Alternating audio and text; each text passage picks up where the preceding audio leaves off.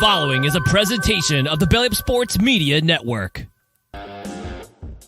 Good morning. We have football going on right now. We're going to have football talk going on here in just a few short seconds. We're going to be talking all the injuries from around the league. It's been mayhem this season, and we're going to update you on what's going on today. We've got quarterbacks out. We've got wide receivers out. We've got running backs that may or may not go. We'll talk about all that. We'll cover our takeaways from the Thursday night game between the Lions and the Packers, and then we will never speak of it again. Also, you're going to get Jameson Williams back kind of early. That's a surprise, too. All that and more coming up right now here on Belly Up Fantasy Live.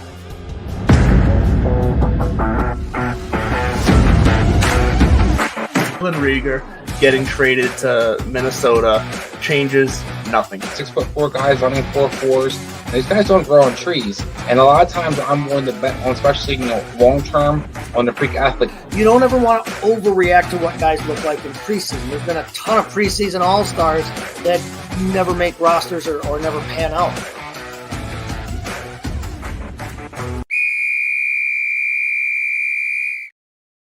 There's the whistle. That means it's time for us to get going here on Belly Up Fantasy Live. We've already had a whistle and a start to a game here. The first London game of the season, currently ongoing over there across the pond. We'll update you on what's going on from that game as well, fantasy-wise here. But as always, I am Chase Thornton coming to you from the Mont & Bailey Basement Bar. This is Belly Up Fantasy Live for Week 4 of the NFL season. And I am not alone this week. We do have my good friend Kevin Wilson joining us again. Kevin, what do we know?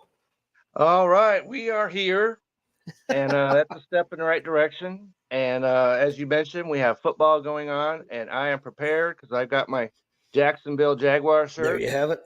So, Cats go to the top of the list. So they are playing right now, and it looks good so far because in one of my leagues, I got Trevor Lawrence, who I was about ready to jump off a tall building because of him. But it's 17-0 at the half, last I saw. Yes, it is. So it's looking good there. So I'm happy right now. So we'll see how that second half works out. Yeah, no, as you said, it is 17-0 at the half right now over there in London at Wembley Stadium. That was their biggest and best venue over there. The Jaguars home away from home. That's right. They play over there every season. It's been an agreement they've had with the league for several years now, but they are up 17-0 here. Calvin Ridley scored the first touchdown of the day, which is good news for me in several leagues there. Had a 30-yard touchdown catch from Trevor Lawrence there in that first half. Christian Kirk looking good. Reports of his demise from week 1 were greatly exaggerated as well. He is 6 out of 10. He has 6 catches on 10 targets for 71 yards so far in just the first half. Of course, with Zay Jones being out, that does open up quite a few targets for them, but Kirk is taking advantage of that. Ridley's got the touchdown, but Kirk's got the targets there today. 10 targets in the first half. Trevor Lawrence, as you said, he threw the touchdown to Calvin Ridley. He's also got 29 yards rushing so far through a half, so that's nice to see. And he looked absolutely horrific last week against the Houston Texans, no less, at Trevor home. Lawrence, Trevor Lawrence, a guy that was he was drafted as one of those kind of back end quarterback ones that we were, that's what I just did. kind of the edge of that. Yep. Going into that draft in that league I was in, and I was happy to get him. But like I said, after 3 weeks, I was ready to just, end it all. You and everybody else. He's been a name that's been frustrating for his managers, the people that did draft him. I keep trying to caution people against being too reactionary. But by this point, I wasn't reactionary. So fortunately for me, you kept him in. You did it right. I kept him in there, even though Atlanta has going into that game had a pretty good. Atlanta has a tough pass defense, and so I was a little apprehensive, but I wasn't going to the waiver wire just yet, and we can talk a little bit about that later on also. But I didn't like any of the selections there, so I'm not having 2 quarterbacks. I'm not cutting loose on Trevor Lawrence. No. So I decided to run with it, and here we are so far, looking good. Other side of the field there for the Falcons, not looking so great. Desmond Ridder, back-to-back interceptions there towards the end of the first half, including a 61-yard pick six by Darius Williams. And then to be dead honest with you, he's lucky he didn't come away with a third. He had Mac Hollins, for anybody that saw it with about a minute and a half left in that first half.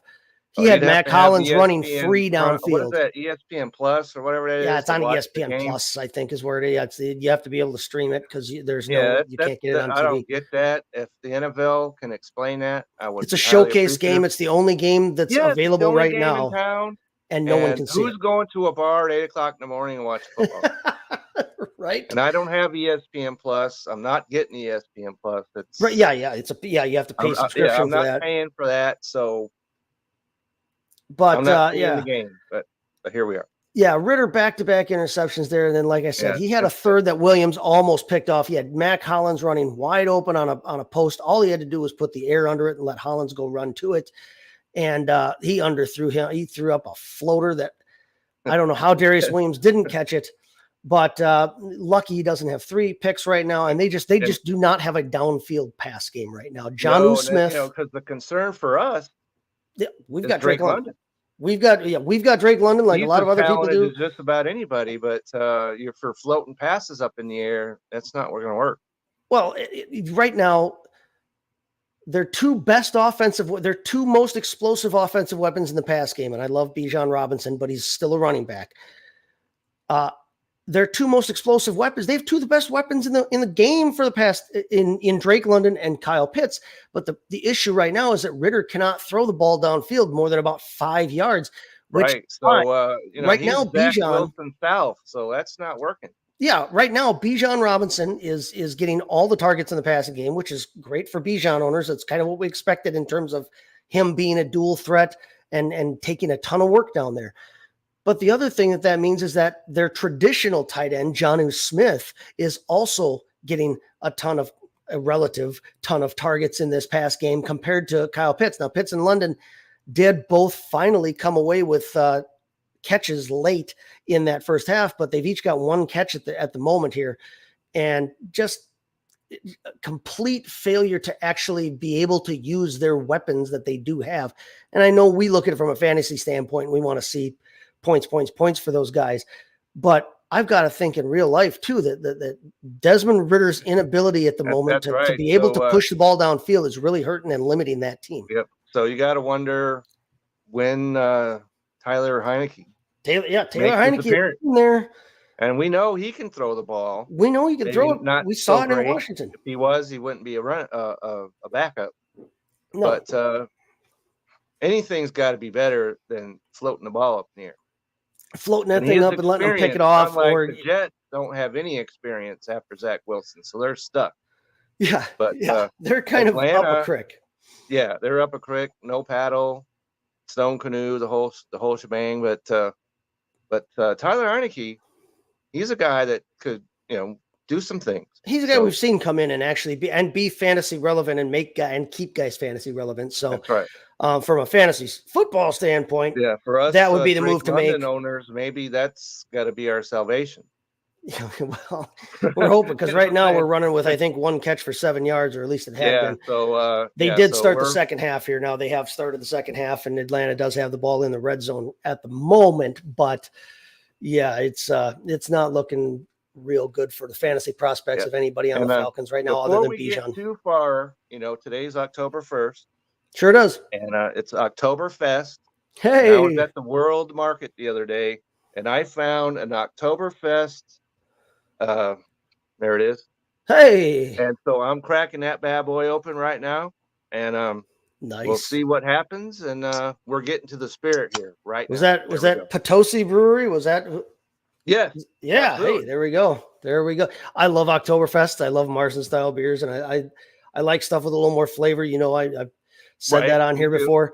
This morning, however, I am speaking of Oktoberfest. Our local brewery. We have a local brewery here in town, Agonic Brewery, Keep North. But there was a fundraiser we're trying to get a pool built here in town, and it was they called it the Blue Jean Ball. So everybody went and just casual dress and had fun and silent auction, that whole bit. But the local brewery here had their Oktoberfest there. I partook quite heavily. I'm running with some caffeine this morning, and we will at some point be breaking out the very light natter days here at some point. But yeah, no, I'm probably the designated driver this morning. So, All right. So we'll all pile into your van at the end of this and make it happen. Speaking of Drake London, we do have him on our fantasy team in the Belly Up Sports League. That's why he's pertinent to us. That's right. Now, so the Belly Up the Belly Up Sports League here, our fantasy football league. We had a good week last week. We came away with it was a narrow victory, but we did come away with a victory over High Low Sports, 170.4 to 163.8 over our friends Kelsey and DJ over there at High Low Sports. I really don't have a ton to say about that matchup other than thank you, Jason Myers, for scoring us 33 points from the kicker's position. I have him on my fantasy team redraft as well, and he was a favorite pick of mine. He was a favorite pick of mine in as much as you can be happy about drafting kickers. I had him pegged as below the Justin Tucker tier, I guess there is. Yeah, everybody's below him. So yeah. I liked him on an offense that I thought, I think if we really look at it, I think we all kind of feel maybe the Seahawks overachieved a bit last season with Geno as their quarterback. And I thought there might be a little bit of regression touchdown wise from that. Regression touchdown wise and failing at the 25-yard line means a ton of 43-yard field goal attempts, in my opinion. So I really liked Myers from that standpoint on an offense that I thought would still be successful, but might not score as many touchdowns as they did last season, and might need a guy to start kicking some field goals. I didn't think I'd get 33 points out of him any single week, and no matter what the crazy scoring or kicker scoring or anybody else had. But I think we can thank Jason Myers for that narrow win. 30 points in consecutive weeks. So yeah, their offense was questionable after week one, but it's back. Yeah. No, they look like they're humming on all cylinders right now, which is nice. So we are now 2-1 in that league. We are 2-1, and we are in 9th place out of 14 teams because there are 9 teams in that league at 2-1. Nobody's undefeated left in the Belly Up Sports League. We do still have 2 teams that have not won yet, including our opponent this week, Belly Up Mike Brown, our esteemed owner here. Yeah, we want to keep it that way. Right. Yeah, we're gonna do our best to keep him down there. But parity is the rule of the day in the Belly Up Fantasy Sports League, which is nice. It's fun. News. It doesn't look like anybody's running away. Just scored a touchdown. Well, that's what I'm talking about, Drake. 22 that's yards, more like it. So 22 yards at 10.20 fantasy points. Excellent. Well, I'll have to see the replay on that later to see if he a little brighter right now. Have to see if he caught that short and ran it in, or if it was an actual downfield pass here. But either way, hey, I'll take that. We like that. We needed that. Oh, I'm actually catching a replay right now, and he caught kind of a contested ball and snuck himself in the corner there. Good for him. Big-bodied receiver. They've got to be able to use him.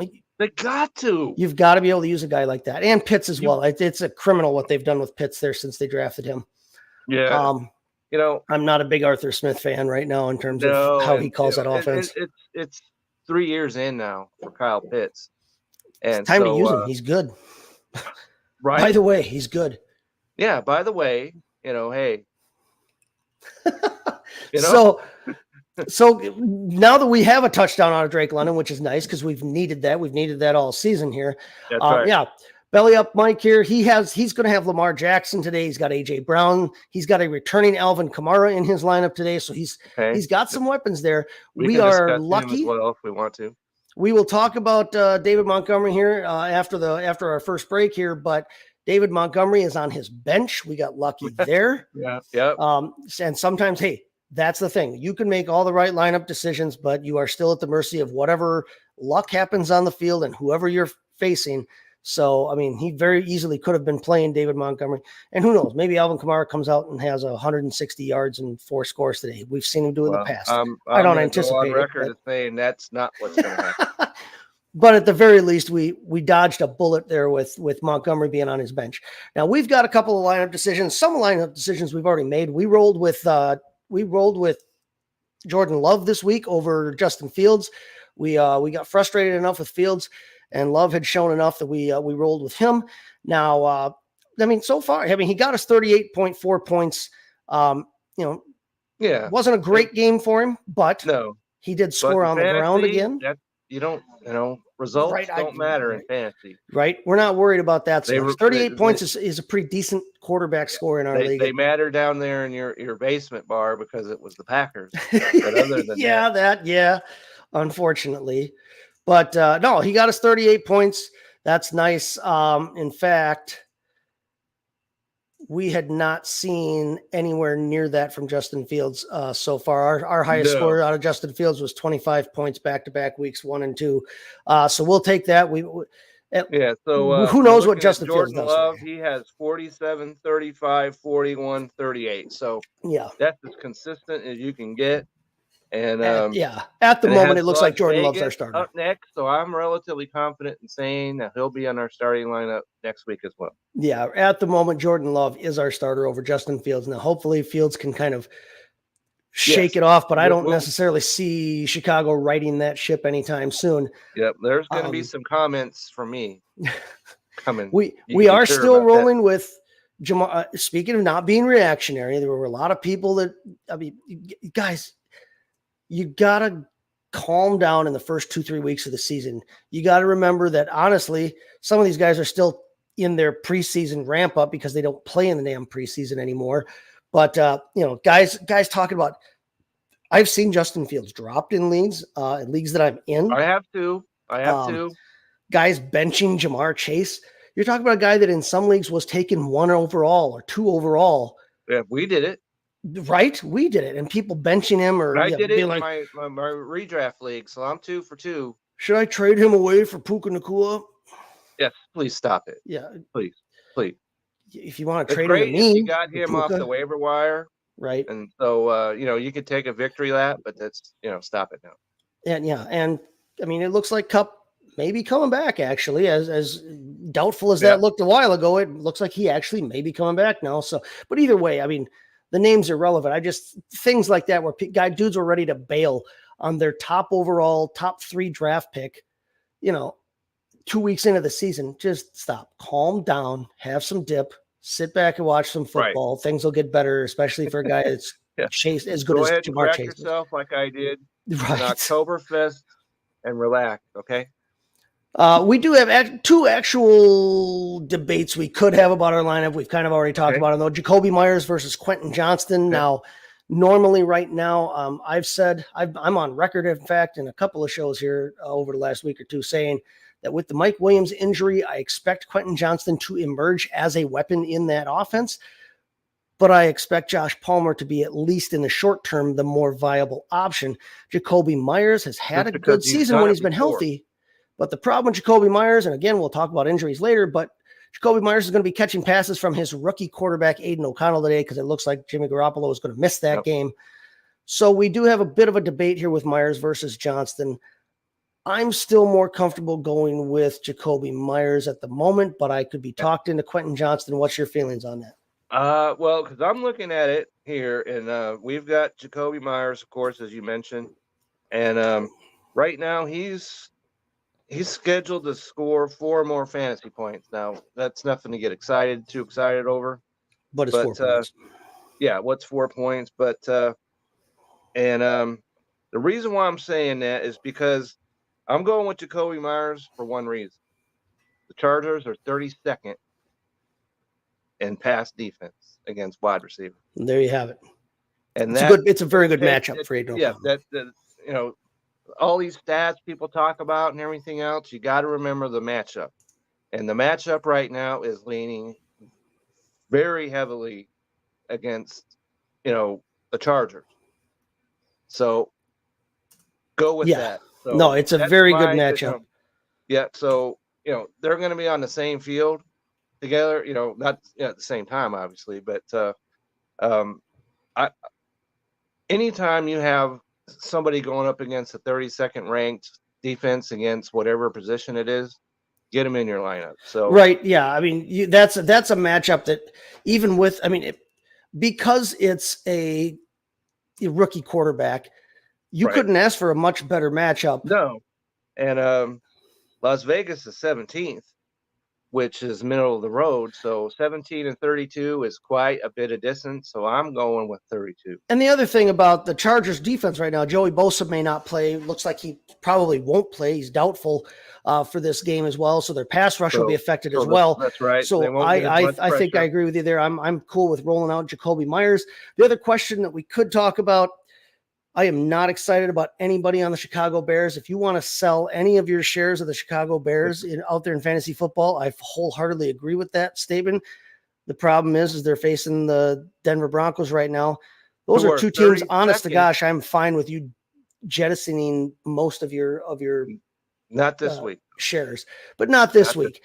So we have Rashawn Johnson there, who has been lineup, and why? Because he's been their best. Yeah, 32nd against running backs, and we saw what happened last week when 70 points. Miami ran all over and passed all over, and I know Dan was saying, "Hey, Kevin, don't take any victory laps just yet." But as far as I know, I'm the only one that had Devin Achane as the top 10 rookie, and so I'm going to take a victory lap.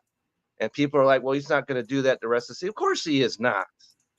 No, that might be the fantasy highlight of his career, which would be the fantasy highlight of a lot of guys' career. Fantasy points the rest of the way, right? But if you had the top waiver wire pick and passed on him, then you made a mistake, because the potential's there.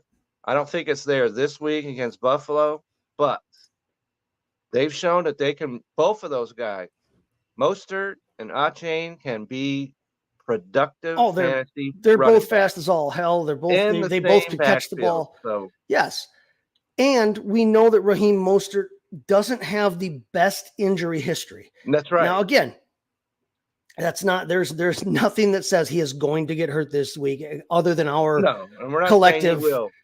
And even if he doesn't, both of them are productive running backs in that offense. Yeah, fantasy football managers tend to be pessimistic when it comes to injuries and optimistic when it comes to their own lineups. Nothing other than our collective pessimism says that Mostert is going to get hurt this season.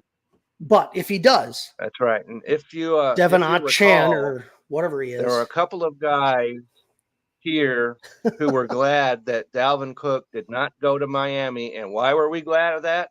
Because we like that running back room. They already had too many cooks in the kitchen. Yep. That's right.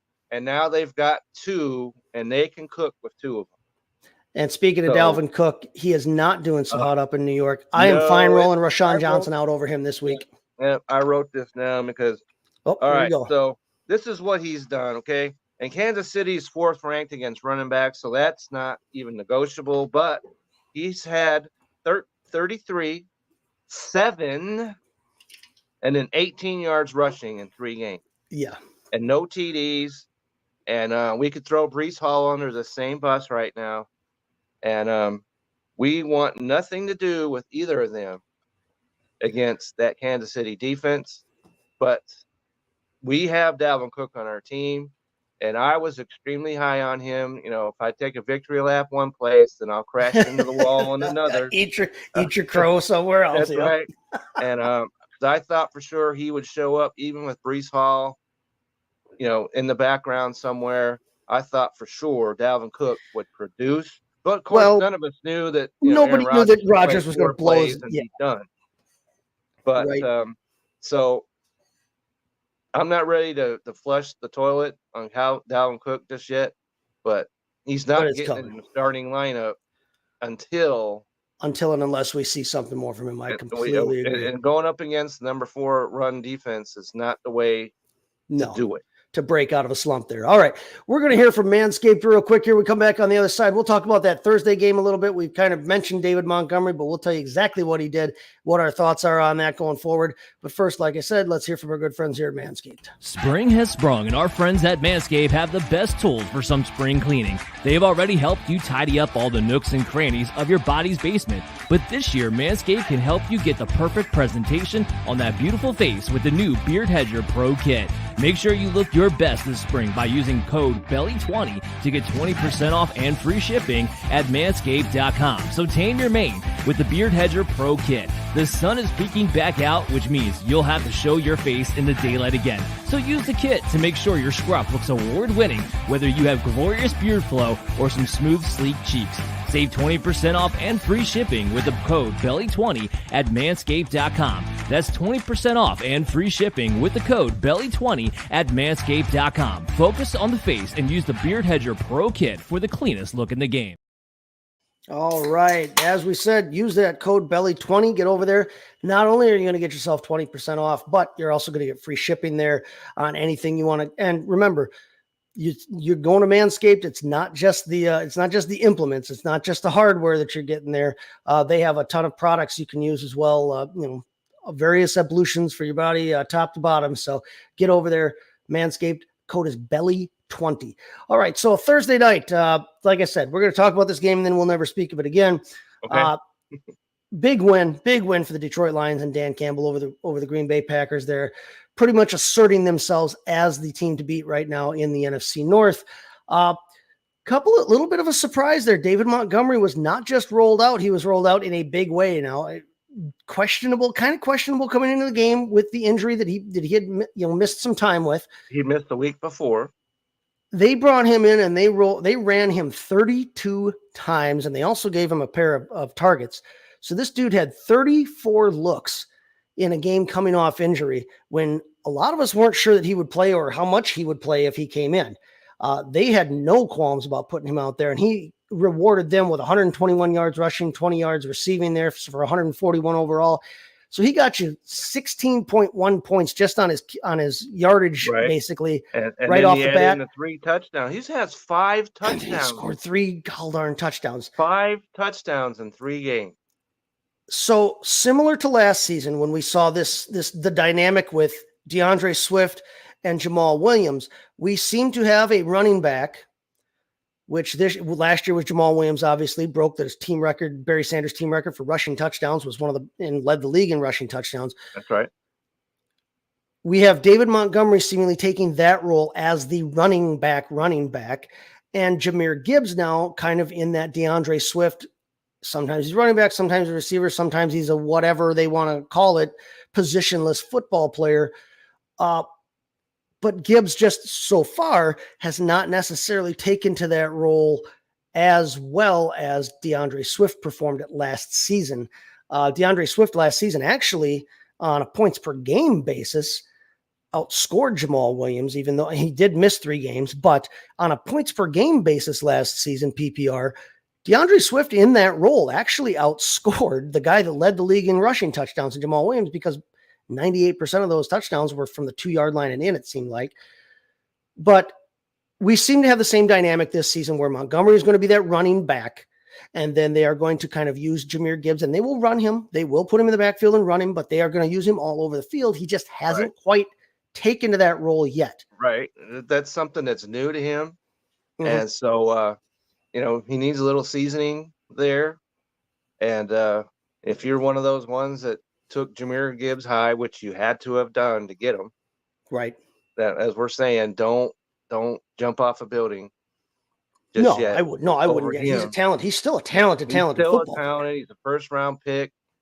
And so if you're a Montgomery owner, you got to make sure, Mike, if you're watching this, put him in your starting lineup next week. And that's fine because you're not playing us. But so Montgomery, I'm a big, 3 touchdowns. You can't chase touchdowns, but he has 5. Listen, so Jahmyr Gibbs, expect a touchdown a game out of him. No, right now, David Montgomery of the 2 right now, he's the Detroit running back that you want. Is David Montgomery, Absolutely. But Jahmyr Gibbs is averaging he's got 39 carries in 4 games. And now granted, David Montgomery missed last week, which kind of, jacks that number up a bit. But if you could get 10 carries a game out of Jahmyr Gibbs, and by the way, then almost he's averaging catches. Over 4 targets a game. Yeah, 4 catches out of 5 or something like that. At a certain point, he will get in the end zone. I'm not saying to give up on him yet. Yeah, he's much more a flex option though, right now. So everybody can eat in that offense. Oh yeah. And they're a high-powered offense. Yeah. So Fortunately, my Seahawks were able to take him down. But I made a comment on Mike's live show, and he's like, "Well, here comes Kevin with the Seahawks." Well, hey, it is what it is, dude. We beat you in Detroit 2 years in a row. Okay, so I can crow just a little bit over that. There you go. All right. Yeah, elsewhere around that Lions team, Amon-Ra St. Brown, the Sun God, only had 7 targets, but he did catch 5 of them for 56 yards and a touchdown. So he still got your respectable production, even though it wasn't his biggest day. Sam Laporta only had, I think, 5 catches. But again, hey, Sam, a tight end, you'll take 5 catches out of a tight end. Right. Sam Laporta, every day. Tight end 1 locked in for the rest of the season. Honestly, right now, obviously you're starting Travis Kelce over him. You're starting TJ Hawkinson over him. Who else? Those are the only 2 guys maybe that are dead locks in front of Sam Laporta right now. If he was in a different offense, that may not be the case, but he is in that Detroit offense. So therefore, this is an offense we know wants to use that tight end. They even after they got rid of Hawkinson last year, they threw the tight end all over the place. That's right. So and if you own any pieces of Detroit's offense, whatever that may be, roll them out. Feeling pretty confident. Yeah. No matter be happy who it about is, that. Speaking of that Detroit offense too, and rolling them out, you are going, if you drafted and stashed, which I did in a couple of different leagues, and I have him all over the place in Dynasty. If you have Jameson Williams on your bench, he's coming back 2 weeks earlier than you thought he was. He's going to miss 4 games, not the 6th. The NFL coming out this week with a ruling. They were reinstating some of these guys early, and they now have a new discipline rule. I think it's something like an automatic 2-year suspension if you're caught gambling improperly at the team facility, and all the things that these guys from the Colts and Williams and everybody else got in trouble for. 5 seconds after you get off the plane at the team, you got to make sure you're across the street. That's right. So it's like the kids in high school that were smokers and had to go across the street and smoke. Yeah, you can't do it at the team facility, but if you go across the street where everybody else can watch you, then you're fine. But the bottom line for fantasy purposes, like we said right now, Jameson Williams, explosive, receiver, great offensive weapon, can now come back to an already explosive Detroit Lions offense. Now, I'm not necessarily running him out there next week as a starter. No, you might want to, He needs to get his feet under him. Yeah, he's going to have to get ramped up. As you mentioned, this is week 1 of the preseason for him. Right. Coming up. And, it does lessen Josh Reynolds, and if Khalifa Raymond had any fantasy value, it does lessen them a bit. A bit. And I added him, Josh Reynolds, we're speaking of, to my redraft team. But this news, I'm suspecting, is going to pry him loose off my team and get somebody else off waivers. Yep. And hey, if you picked up Josh Reynolds, he filled in pretty nicely, but he's not Jameson Williams. And, I think we can expect good things from Jameson Williams. I'm just not necessarily thinking that week 5 is the week that we're going to see those. But again, another weapon there for Jared Goff. I think that bodes well for Goff's value. I think it helps. If you've got Jared Goff, roll him until his bye week. Yep. There's no reason to have any other quarterbacks on your roster unless you're in Goff's going to throw the ball. They're going to be fine. They are going to be fine. Absolutely. You got to like everything you've seen out of Detroit so far. And against the Seahawks, their defense disappeared, but everywhere else, their defense has improved greatly. Very much so. Especially their run defense. Very much so. So you got to like what you're seeing out of Detroit right now. Yeah, Detroit is definitely an up-and-coming team, and they are definitely, at the moment, they are the team to beat in the NFC North. That's right. It's hard to say wearing this shirt, but yep. So like you said, we don't need to mention that any further. Other side of the field, right? Real quick here for some fantasy notes. We kind of talked about Jordan Love.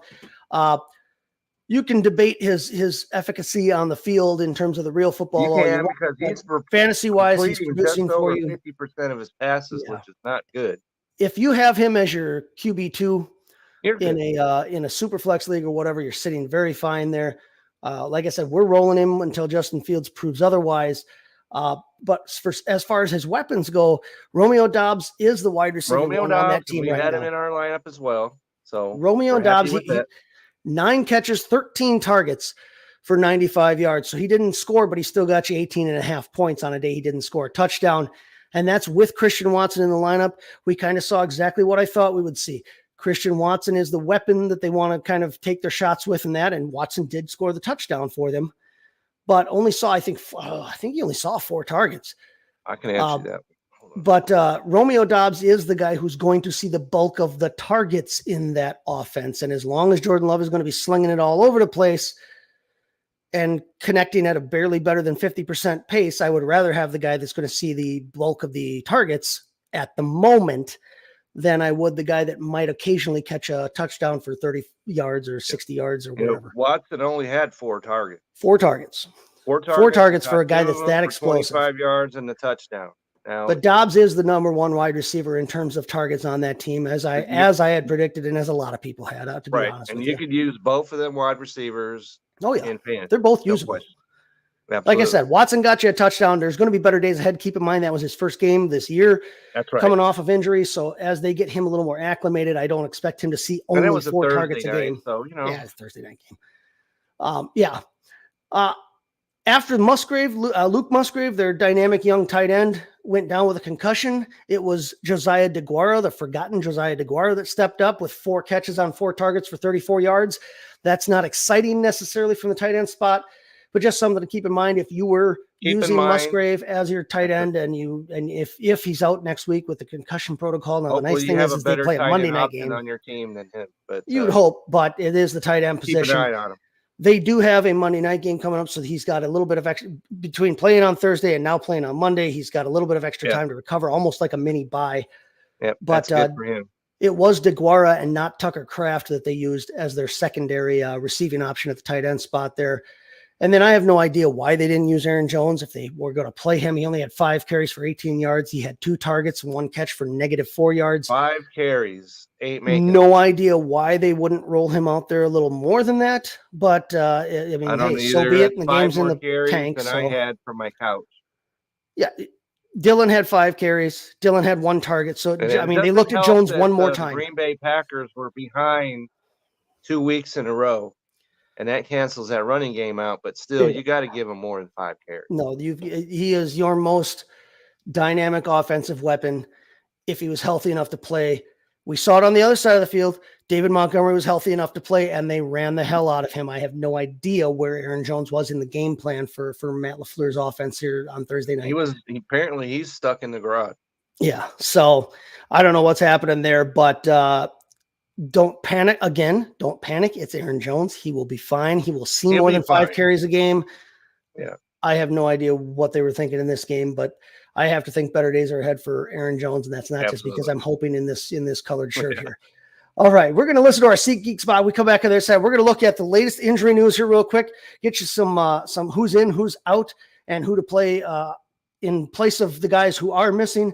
But first we're going to hear from Ryan and our friends over at SeatGeek. Hey everyone, it's Ryan from No Credentials Required to talk to you about one of our newest partners at Belly Up Sports, SeatGeek. Yeah, live sports is great on television, but the feeling of being at the arena is a priceless experience. That's why our friends at SeatGeek are there to help you find the best tickets at the best prices. Not only can you get tickets to sporting events, but you can also get tickets to concerts, comedy shows, musicals, and more. Search for your desired event now at SeatGeek.com, enter promo code BellyUpSports at checkout, and you save $20 off your first purchase. SeatGeek. Life's an event. We have the tickets. All right. Once again, that code BellyUpSports over there at SeatGeek. Get yourself $20 off your first purchase over there. Get out and live some life. All right. So injury mayhem. It's been terrible across the league. It always seems like it's terrible across the league. Every year, I think we always say, this is the worst year ever for injuries. And being prisoners of the moment, it always feels like we're right. Yeah. Well, if you drafted Austin Eckler, then you would agree with that statement. Here, yeah. So I'm Toilets the Titles. Some of you may see their podcast occasionally. They're not on the network here, but they are friends of mine. I'm in their listener league. They call it the Frankenstank League, and it's movie monster themed Oh, cool. and from I toilets like to that. titles. Yeah. But yeah, I like and there's something like 6 or 7 different leagues with 12 dudes in them all. They have monster cards you can play from week to week where you may be able to, steal points from your opponent or add points to your own team. You can create, like last week I played the Pennywise card, like Pennywise from It, and it meant that I could turn Zach Ertz into Tyler Kelsey. Just like Pennywise, the clown can change and morph into, whatever he wants to morph into based on your fears. So I was able to get extra points out of my tight end position because I turned Zach Ertz into Travis Kelsey. Fun. But if you win in that league, you get to if you want, you can choose to steal a starter from your opponent and replace him with one of your starters. So in effect, forcing a trade. So I did win week 1 and I stole Austin Eckler from my opponent. Okay. And I have not been able to use him since. And I have not won since. And that has hurt. It means I've lost Justin Herbert and Tyreek Hill because I can't use Austin Eckler, or thanks in part to that, not being able to use Austin Eckler. I've been on a down streak here for the last 2 weeks. So I'm hoping to snap out of that. But yeah, Austin Eckler has been rough. Doesn't look like he's going to play this week as well. No, it's doubtful, but he's don't doubtful. expect. And he plays at 3:00 or 3:30, whatever it is. You're not getting. And so you need somebody behind him to slide it because he's not playing. So and hopefully that somebody behind him is not Joshua Kelly. His own backup does not necessarily take his place. Austin Eckler, though, they do have a bye in week 5. So if he sits out today, he essentially has 2 more weeks to get ready, to get healthy. You're not seeing him today. They will probably bring him back after the bye. Hopefully he's healthy then. But yeah, Austin Eckler, don't be expecting him. Quarterback position here. Yeah, we already mentioned Jimmy Garoppolo. He's out. Yeah, Garoppolo's out. Yes, Deshaun Watson. Yep. Deshaun Watson has a shoulder problem. And he plays in an hour and 15 minutes or so. So you're going to have to make a decision on him one way or the other. It's expected he's going to play, but how effective will he be? Well, it was expected he was going to play, but Tennessee.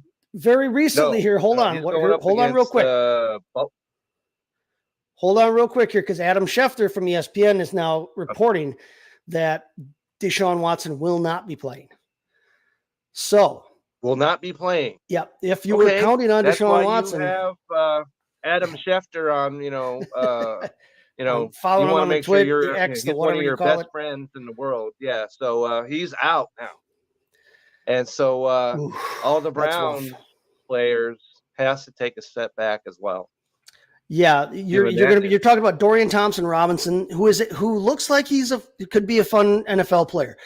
This kid came out in the preseason. He's athletic. He had a great career at UCLA, but it is his first NFL start, and he is facing the Ravens defense. This is not necessarily a recipe conducive to fantasy gold here. That's not good for a rookie. And so what are you going to do with your Amari Cooper? You got to start him. I think you still have to start Amari Cooper. I think you're still starting Jerome Ford if you were starting Jerome Ford. And Njoku is questionable as well. So that's an interesting one too, because David Njoku, for those of you who haven't heard, was trying to light a fire pit at home recreationally, having fun, suffered burns to his arm and his face, I believe. Now he's okay, which is thank goodness. And he is health wise, human wise, he's okay. Injuries that have ever occurred. Yeah, right.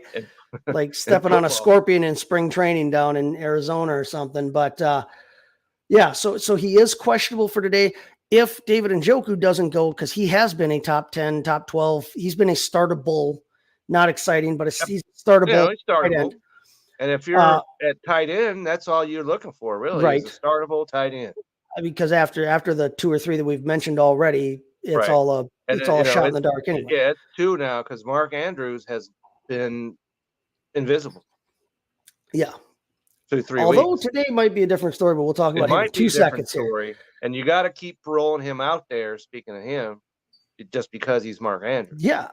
But if David Njoku doesn't play, if you are looking for, for his backup, Harrison Bryant actually does have the only receiving touchdown right now for the Browns at the tight end position.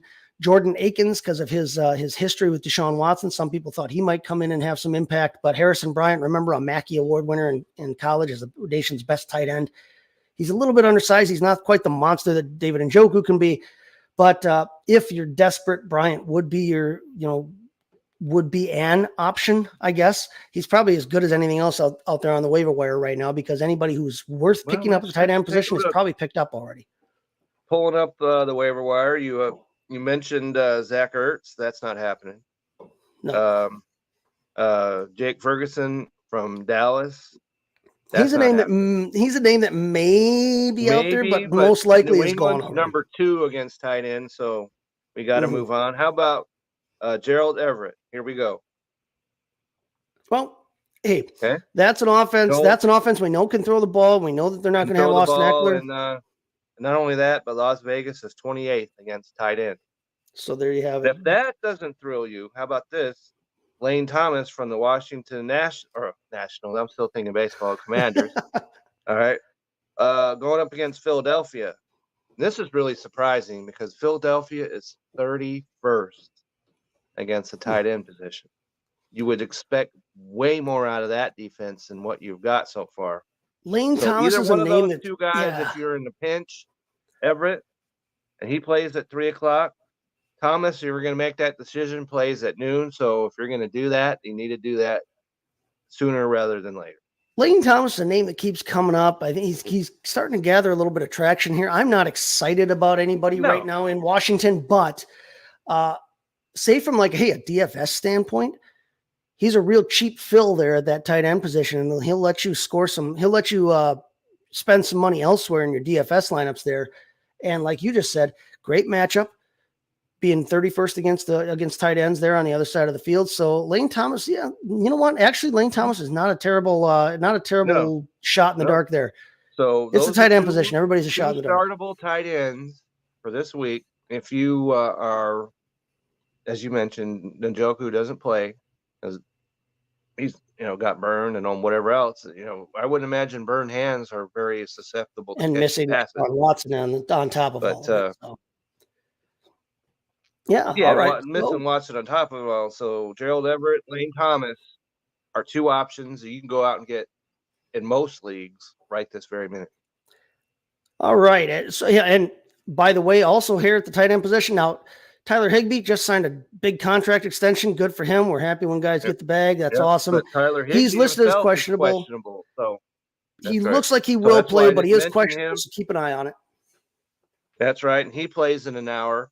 So he's going to be either in or out. And Indianapolis is 15th. That's as middle of the road as it gets. So 32-team league, yep. Let's see here. It's saying David Njoku is healthy. Well, there we have it. So if you want to try and roll with him. You want to roll with him, but Baltimore, just so you know, is 2nd. No, that's a tough matchup for anybody defensively, especially when he's going to have a rookie quarterback in there. Yeah. I don't think I would be rolling that way.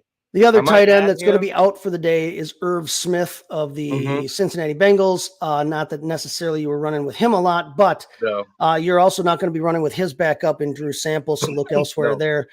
Grab one of those 2 names that Kevin just dropped here. Quarterback position, we talked about Deshaun Watson. We talked about Jimmy Garoppolo being out. Aiden O'Connell, the rookie preseason sensation, their draft pick is going to be starting today. Right. Aiden who? But it was either him or Hoyer. So you're going to see O'Connell this week. Going up against the Chargers is not the worst thing in the world. No, he couldn't hope for too much better a matchup, especially with Joey Bosa being out. What looks like Joey Bosa may not play.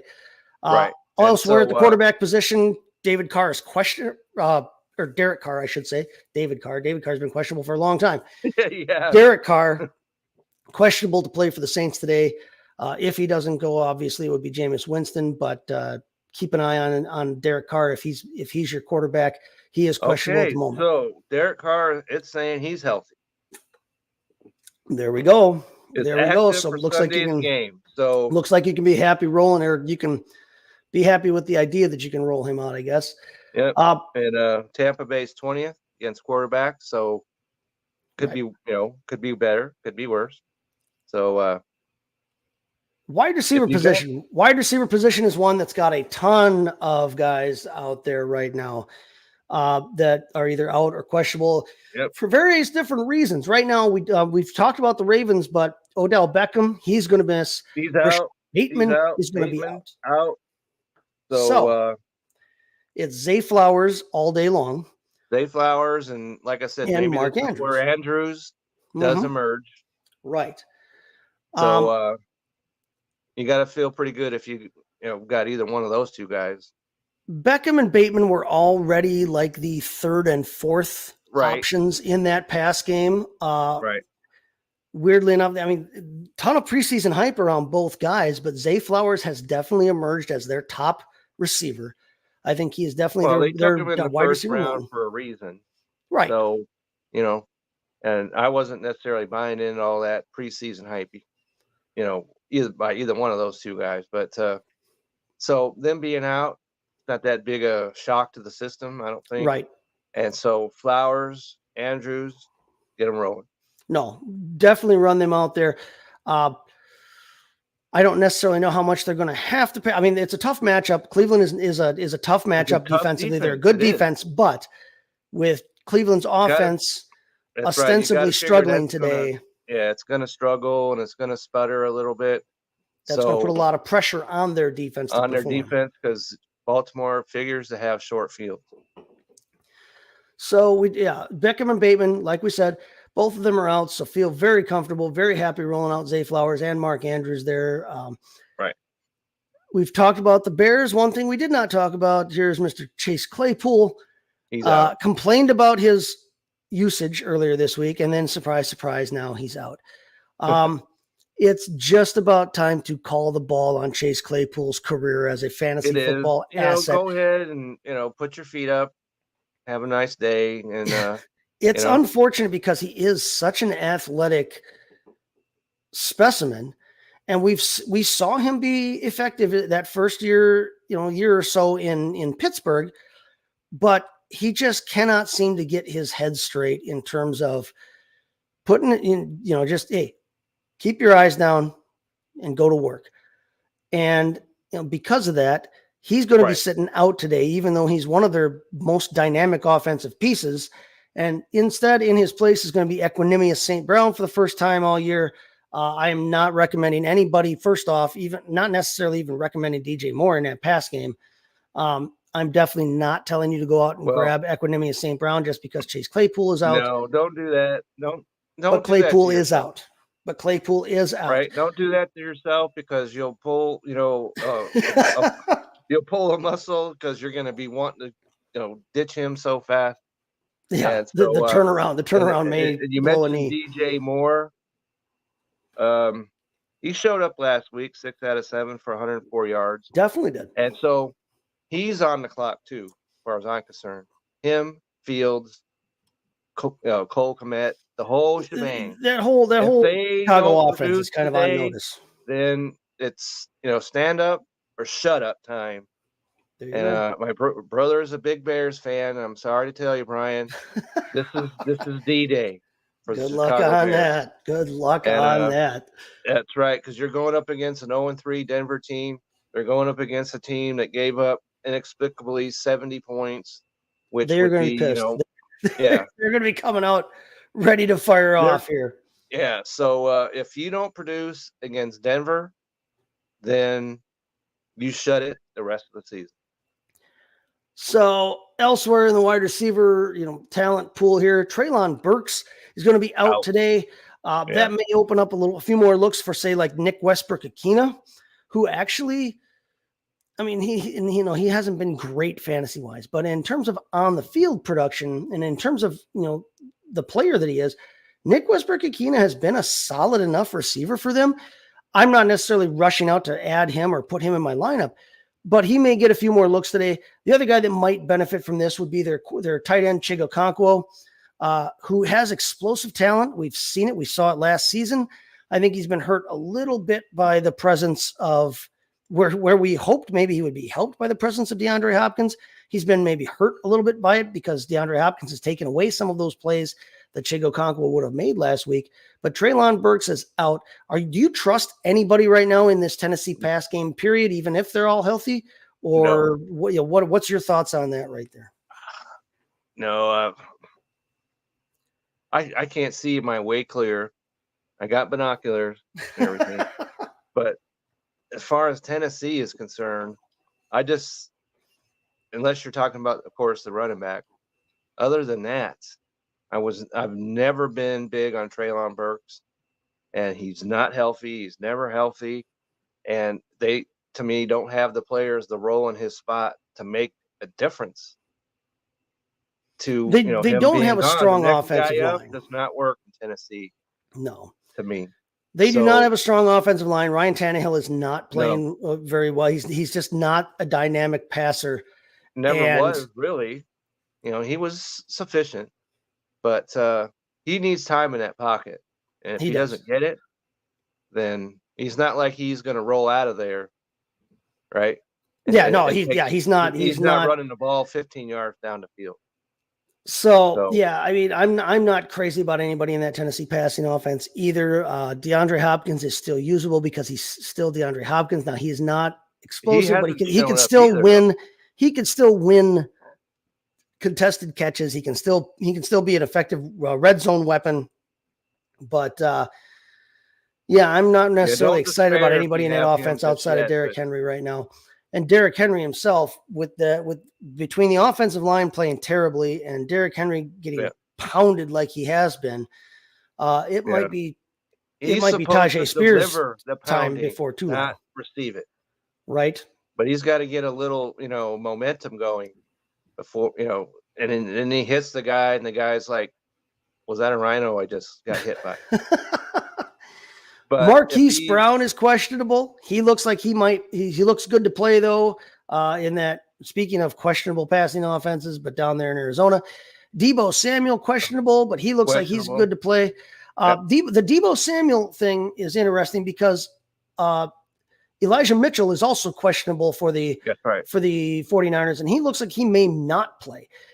If he doesn't play, now yes, they've got Mason and they've got Tyrion Davis-Price down there, so they've got some options there behind CMC, but Deebo, we also know, runs the football, and if he's healthy enough to play, Ayuk is back. And will be receiving.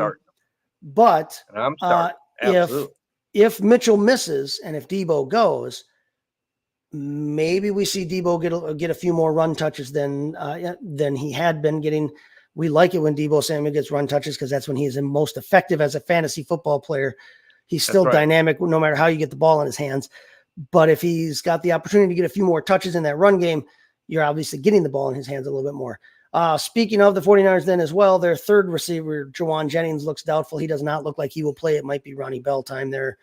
We did see Ronnie Bell actually score a touchdown, so I'm not necessarily wanting to dig that deep into that offense. It's a great offense. I don't necessarily want to dig down to their fourth wide receiver, but there are some questions there in terms of some injuries. So it's something to keep an eye on because it is such a usable offense. You do you want as many pieces of them as you can get, and keep an eye on who goes and who doesn't go for them. So I think as we see that Drake London just looks like he missed out on a touchdown here, which would have been really nice to see. Thanks, Drake. He got pushed. Yeah, he got pushed out of bounds. It's not his fault. I mean, he made a hell of a play on the ball.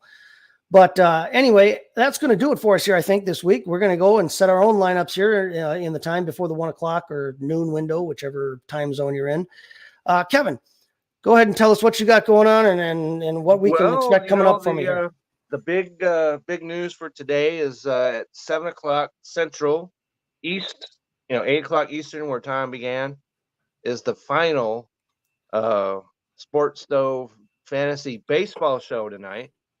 And because the fantasy season and the regular season, last day of the regular season might be the last day of the regular season. We might have we might have a partial day tomorrow, depending on what happens with the Marlins and their playoff seeding. But and it is the last full day.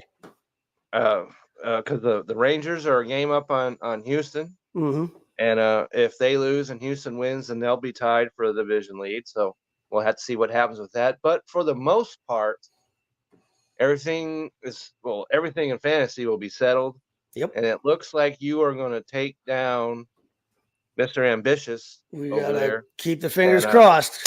So, 'Cause so I believe that you'll be on the show with us tonight. I will be there And tonight. so I will be there tonight. You'll be there tonight, and so we will discuss the fantasy season that just ended, and we will look forward to some of the playoffs. And I'll have an article coming back, even though the season just ended. It's never too early to look forward to 2024. Nope. And Never so too I'm early to gonna start have researching. an article coming out of players that are risers, players that are fallers coming off of this season for 2024. So you can look forward to seeing that. And of course, you can always go to Twitter or whatever, X or whatever the heck we're talking about over there at Kevin62 WILSCA. And that's where I am. Excellent. All right. As he said, you can catch me tonight also on the Sports Stove. I'll be there early in the show talking about whatever the fallout is from our big showdown. Right now, as we stand going into the day, and all the games start at the same time. All the games are basically starting at 2:00 Central. Right. 1:00. Yeah. So 2 everything's kind of across the board. Right. So but we should be all settled up by then. it'll be all done, and so you'll be ready to pop some, champagne or whatever it is. Let's hope. I'm up by like 54, I think, right now. But it's the last day of the season, so you don't have any idea how long the starting pitchers. We both have crammed our starting lineups full of starting pitchers. And I tried to stay out of your guys' way as much as I could. Right, yeah, because you're in the third place game right now. I'm in the third place trying game. to take that. I am in the championship of my other there you go. fantasy league, going up against the guy that had just one loss the entire season, which was to me. There you go. And so I am beating him at present. You go. And so so it looks to me like I'll be the champion over there. He lost 2 games all season, both of them to me. That's nice because you can say, it doesn't matter whatever else happened. I got you twice, and I got it when it counted. And so it doesn't have the same impact as the league that we're in because that's much more public, right? And so much more discussed, obviously, and especially if I was able to take down my arch nemesis, I'd be crowing about that. So there you go. Looks like that's what you're going to do. So come on and be ready to we'll see tonight. It should be all settled up by the time that we're on air tonight for the Sports Stove, like you said, at 8 Eastern, 7 Central.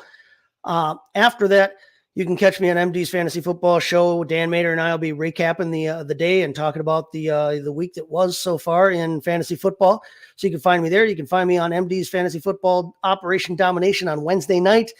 Of course, you can always find me on the Twitter machine at STTChaseFFB. You can ask me sit questions there, trade questions, anything else you want. I try to do a pretty good job of getting back to people on there and monitoring that feed as well. Always check out bellyupfantasysports.com for the latest. I have a whole list right here. If anybody wants to tweet, or I don't even know what they call it now. Post. Okay. I've got starts. I got sits. I got it right here. Any questions? Get a hold. You know where to find us. Excellent. Right. So until like we said, you'll see us all over the network. But until next Sunday for this, we're going to say good luck to everybody. Hope that not too many of you guys are sitting out. And Slanjava, we'll see you next week. That's right. Everybody have a great